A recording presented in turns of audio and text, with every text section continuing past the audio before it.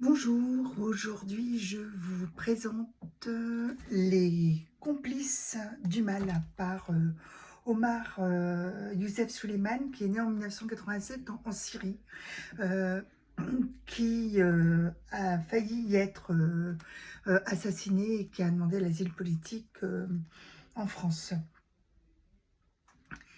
Alors c'est édifiant. Alors vous vous souvenez que ce livre-là, LFI a tenté aussi de ne pas le faire publier, et heureusement, le tribunal a donné gain de cause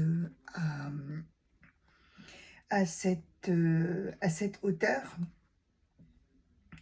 Euh, il a infiltré pendant un certain temps les manifestations palestiniennes qui avaient été organisées par LFI. Et donc, il nous écrit un livre qui est un cri d'alerte. Et il rappelle que la lutte contre l'islamisme constitue aussi une protection pour les musulmans de France. Et oui, encore faut-il le rappeler.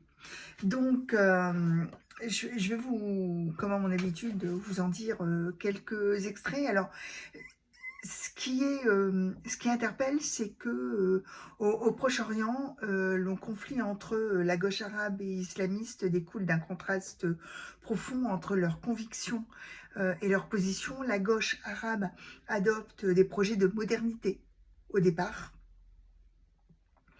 de laïcité, ce qui a été complètement transformé à l'opposé en France par les LFistes. La gauche arabe adopte des projets de modernité, de laïcité. Elle considère souvent la religion comme un obstacle au progrès, et ce qui est logique puisque elle partage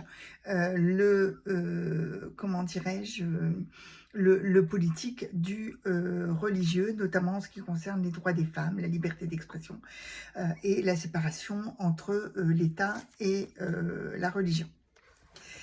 En 1999, Ahmed Yassine, fondateur du Hamas, donc le Hamas a été fondé en 1999, a proclamé « Israël a été fondé sur l'injustice et l'usurpation, et où tout État fondé sur l'injustice et l'usurpation est voué à la destruction ».